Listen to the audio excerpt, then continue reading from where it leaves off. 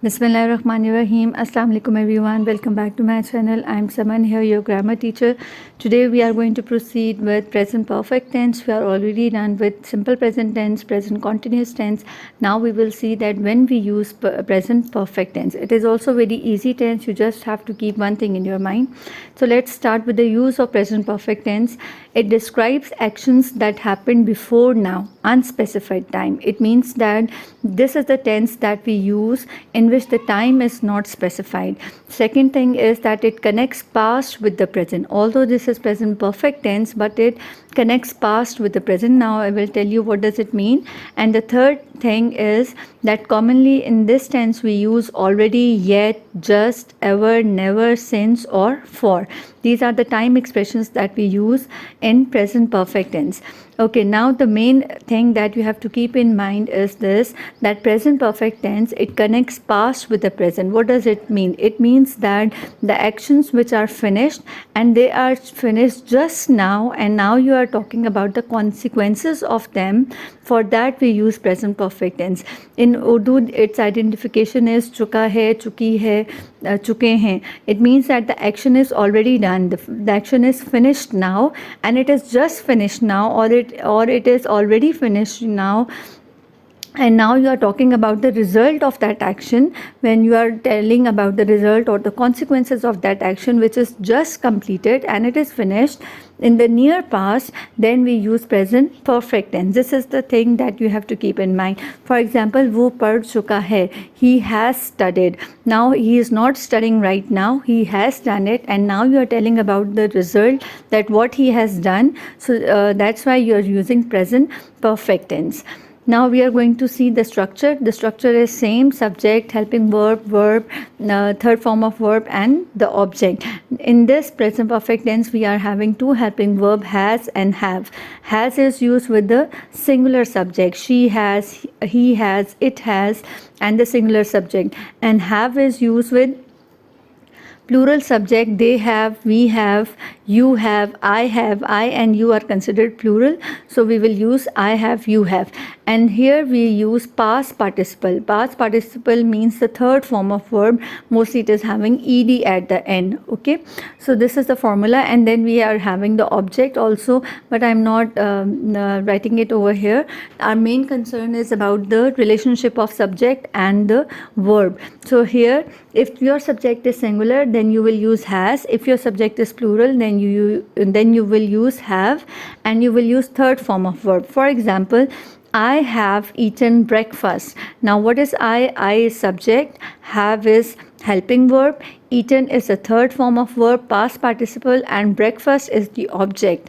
Second, she has gone to school. She is the subject, has is the helping verb, gone is the third form of verb, and school is object. So see, we have followed the pattern, the structure, and this is how we write simple positive sentences. What are positive sentences? Positive sentences are those statements which states the journal facts, or which gives the information, in which there is no question, in which there is no not here. So these are called positive sentences. Now come to negative sentences. The formula is same, just you have to put not after the helping verb. She has not, he has not, they have not, and the same past participle third form of verb is used. For example, he has not finished his work. He subject, has not is helping verb with not, then third form of verb finished, and homework is object. We haven't visited the museum.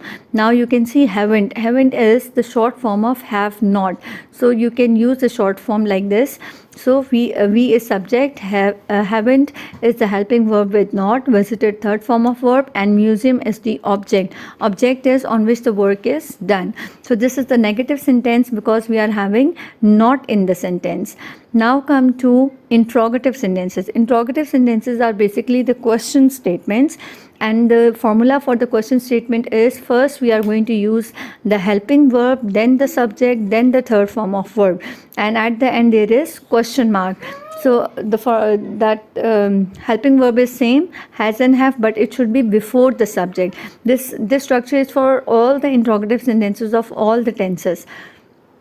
Now see the example. Have you seen this movie? Have is helping verb, you is subject, seen is third form of see, movie is an object. Has she called you today?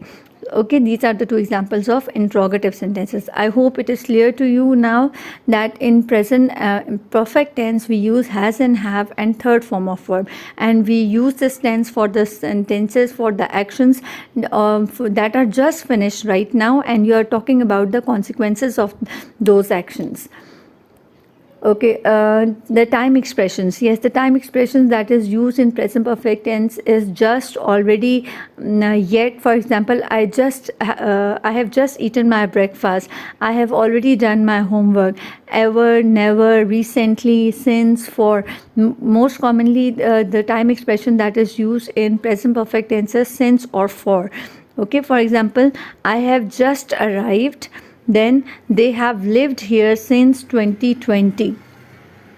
Now in this sentence, they have lived here since 2020. It doesn't mean that they are living right now.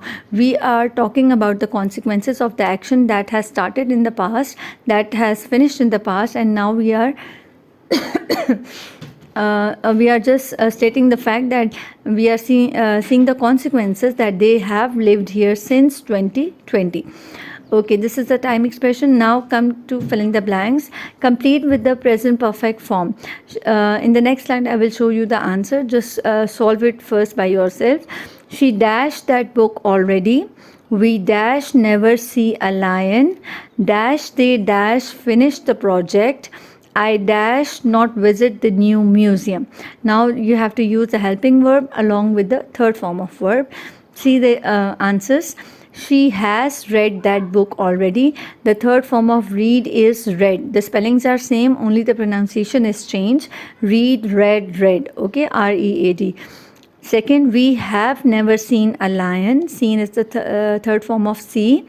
Have they finished the project? I have not visited the museum.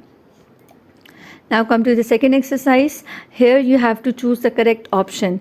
He has gone to the market or he have gone to the market. Has she eaten lunch or has she eaten lunch? We haven't completed our task or we hasn't completed our task. Now in this sentence, check the answers first.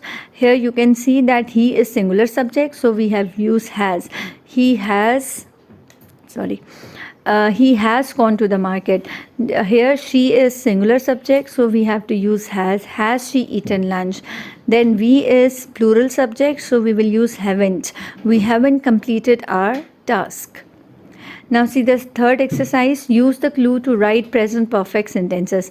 I do my homework. She not watch the movie.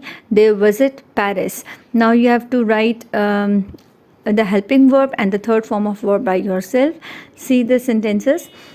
I have done my homework. She has not watched the movie. They have visited Paris. Now here you can see in the first slide the sentence was I do my homework. I is subject, do is the verb, main verb, and homework is the object. Now what is the third form of do? The third form of do is done. So here the sentence will be I have done my homework.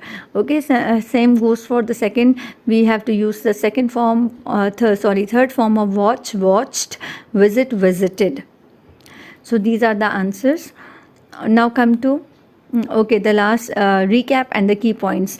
The key points in present perfect tense is that we use has or have plus past participle. Past participle means the third form of verb. Second thing is that the time is not specific. Okay, we will not say that as this is present perfect tense, we will not say that the action is ongoing or it is going right now. We don't give any time. We use the time expressions like never, just, recently, since, for. These are the time expressions that we use. And when we use present perfect tense, when we talk about the actions that are that are completed in the near future, and we talk about the consequences, or the actions which are done in the past, and we talk about the consequences of that action or the result of that action. For that we use present perfect tense. So the third point connects with it, that it connects past with present. So you talk about the past actions in the present, telling about the consequences and the result. So this is the main thing that you have to keep in mind. And the most important thing is the use of since and for. I have already made this video of since and for. You can check on my YouTube channel, that when you use for and when we use, it's just about the period of time or the point of action. For the period of time we use for 5 years, for 10 years, like this. And for the specific time, then you use since. So there is another video of mine, you can check on my YouTube channel. So that's all for today, and if you like my channel, do like it, do subscribe it, and do repost it. Thank you so much. Allah Hafiz.